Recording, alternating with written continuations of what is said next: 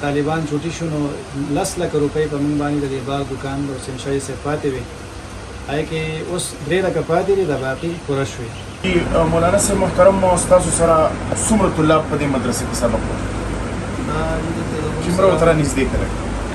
دوه قسمه طالبان زموږ سبق وایي. یو قسمه طالبان زموږ سره هغه دي چې مقیم طالبان دي او دلته کې د هغو سبقونه هم دي، بیا رهایش هم دی او د هغې قیام طعام هم دلته دی.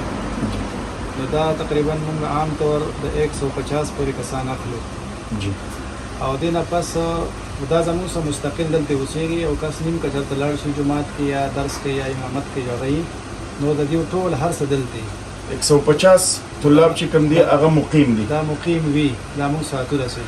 د دې د خوراک څښاک څه او د دې په دې مدرسه کې خپل لنګر دی، هغه لنګر چلیږي د مسلمانانو په تعاون باندې.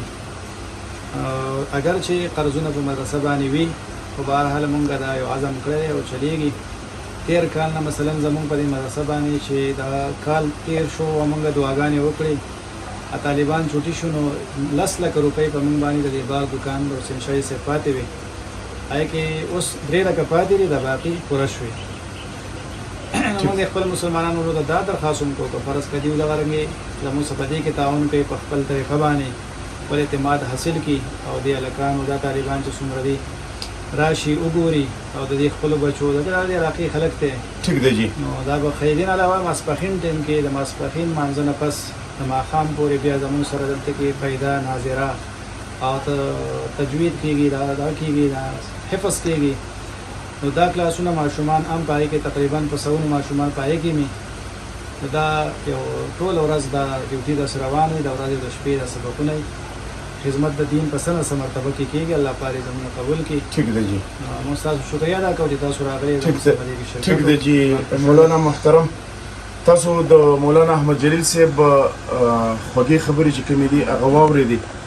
مسلمانانو په دې مدرسه کې یو نیم سل طلاب د هر علاقې سره د هغوی تعلق اپر دیر لوور دیر د هر ځای سره د هغې چې تعلق دی دلته دوی رهایش پذیر دي، لہذا د دوی کانا پینا چې کومه ده هغه په دې مدرسه باندې ده. نو مولانا محترم صاحب وایي چې که فرض که څوک د دغه طلابو سره مرسته کول غواړي د لنګر په شکل کې، د کتاب په شکل کې، د قرآن په شکل کې، نو په دې ویډیو باندې به زه خالصه د مولانا صاحب نمبر ور واچوم. تاسو په خپل راتلی شئ، وزټ کولی شئ. دا ثوابونه چې کوم دي بالکل په اسانه باندې میلاویږي. زه اکثر مولانا صاحب راته خاندي، زه یم په پري کې ثوابونه دي، سخته به بل تیری، تکلیف به بل تیری، شوګیرې به بل کوي او تاسو له خدای وس دس درکړی نو تاسو د هغې نه لږ کار واخلئ، سبا به دا عالمان حافظان به او دا صدقه جاریه ده، دا نه ختمېدونکې ده. ځکه چې د یو طالب نه بیا 100 قاریان جوړېږي او د 100 قاریانو نه 100 علماو په زرګاو علما دې جوړېږي، دا ختمېږي نه دا سلسله. نو ځان له آخرت له څه توښه ضرور د ځان نه وړاندې ولېږئ او تاسو د دې مدرسې وزټ هم وکړئ. د دې مدرسې نوم که تاسو ووایئ مولانا صاحب؟